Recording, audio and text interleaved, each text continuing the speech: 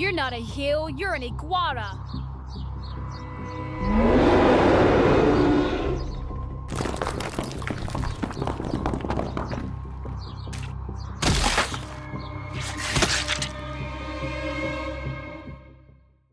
This was a rendition of a dream dreamt by a devout Muslim who, through interacting with a close Christian friend, had begun to have serious doubts regarding his Islamic faith. This was Nabeel Qureshi, the author of the famous Seeking Allah, Finding Jesus. Nabeel had been asking God for a vision to help him to know if Christianity was true. One December evening in 2004, Nabeel experienced what he had been asking God for, a vision. As Nabeel lay awake in his hotel room pleading with God for a sign, the room grew pitch black, and Nabeel experienced a vision of a field on which were innumerable crosses all glowing. Affected but discounting the vision, Nabeel began to request from God a dream. The next day after an early morning, Nabeel went back to sleep. As Nabeel slept, he dreamt the following, which he, even in the dream, was aware was a message from God. We will go over each of the elements from their dreams and their divine significance for Nabeel. With this new knowledge and understanding, we will then watch the dream sequence again. Also, be sure to stick around to the end because we're also going to show some alternate versions of the sequence and some funny outtakes. So without further ado, we turn to Nabeel's recounting of his dream. In the beginning of the dream, there was a poisonous snake with red and black bands going around it, separated by thin white stripes. All it did was hiss at people and he stepped into the garden. The people in the garden couldn't see it. It was far away and watching from a perch on a stone pillar. The pillar was across a chasm. The perch then became my vantage point for the first half of my dream. In a garden-like area with hills and lush green grass and trees, there was a huge iguana, like a dragon. It would lie still and hide by becoming like the hill. No one who walked out knew it was an iguana. If they had known, they would be scared. But the iguana liked the fact that no one knew. Then a giant boy came, and this giant boy knew that the iguana was an iguana, and he stepped on it, accusing it of being an iguana. The iguana got angry, so he reared back to bite the giant boy, who had stepped on its tail. As the iguana was about to bite the boy had a huge cricket that challenged the iguana to a fight. My vantage point changes now, and I am directly beneath the iguana, looking up at its head. The iguana nodded and accepted the challenge, and as the cricket flew away to go to a fighting place, the iguana turned to me and tried to lunge at me and kill me. The cricket saw that the iguana was lunging at me, so he came back and bit its head off, decapitating it. When Nabeel awoke, he wrote down the dream and then began trying to interpret its meaning. He called his Christian friend David and asked if Christians received dreams from God. Nabeel, the real deal, what's up? How's Florida? Not bad, I'm having fun. I've got a question for you. Do Christians get dreams from God? Why? What did you see? I didn't say I saw anything. Answer the question. The Bible is full of stories where people get dreams from God. Joseph, for example. David answered in the affirmative and cited the example of Joseph in the Bible, both the Joseph from the New Testament and the Joseph from the Old. Nabeel was particularly interested in the story of Joseph in the Old Testament, as this Joseph had the ability to interpret dreams.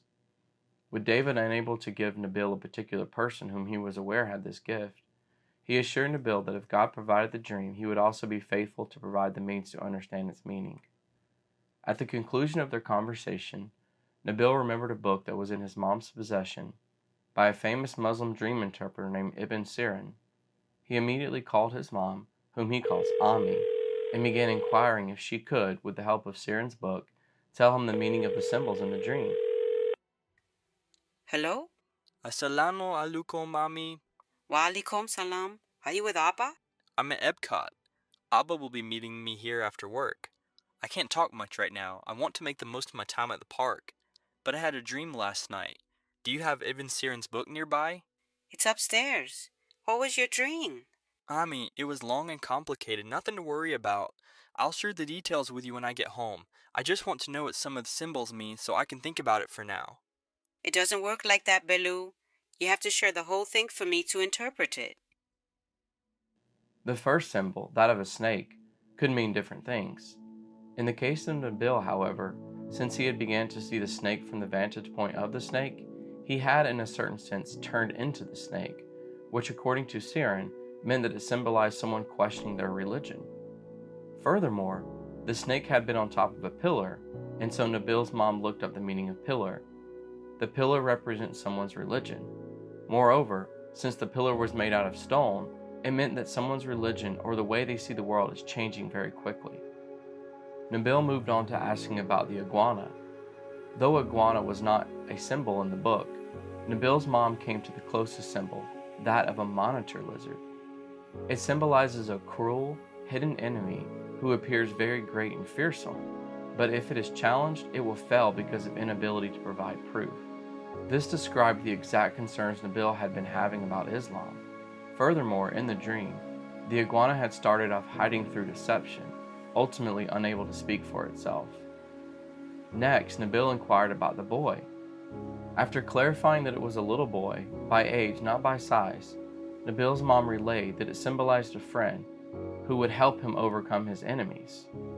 He is also one who is the bearer of good news. Moreover, since this boy was beautiful in the dream as Nabeel attested to, it meant that the boy would provide Nabeel with something that he was seeking, something that would give him an abundant life. Nabeel at this point was stunned. Good news is literally the meaning of the gospel, and Jesus promises his followers an abundant life. Almost unable to speak, Nabeel asked about the last symbol, that of a cricket. Similar to iguana, Nabeel's mom found the most related object, a locust. The locust was a warrior, and since the locust had not harmed Nabeel, it symbolized a warrior that would bring him joy and happiness and help him overcome his enemies. Since the symbols in the dream, especially the cricket and the iguana, were not explicitly in the symbols in the book from which Nabeel was getting his interpretations, Nabeel had doubts. Nevertheless, Nabeel Qureshi went on to have 2 more dreams from God with very specific meanings leading to his eventual renouncement of his Islamic faith and an embracing of Christ. Knowing the symbols and their meanings, let us watch again the dream sequence.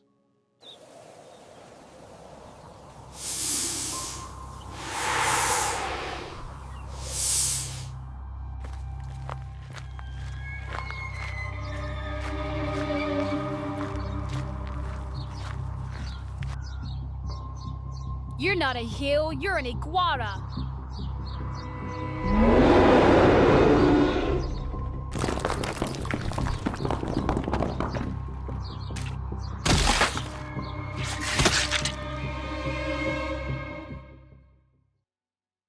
Isn't God amazing? If you enjoyed this video, please don't forget to like it and subscribe to the channel. Also, please let me know in the comments if you'd like to see Nabeel's other dreams depicted, and let me know if you've ever had divine dreams or any supernatural experiences like Nabeel. And always remember these words from the Savior: for everyone who asks receives, the one who seeks finds, and the one who knocks the door will be opened.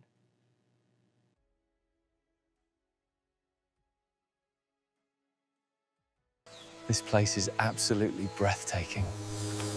I wish we could stay here forever.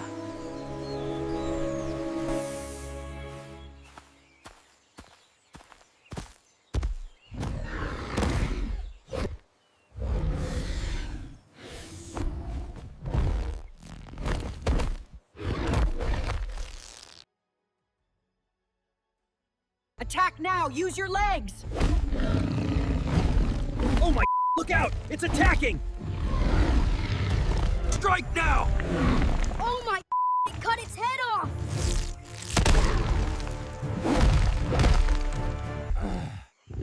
Help us!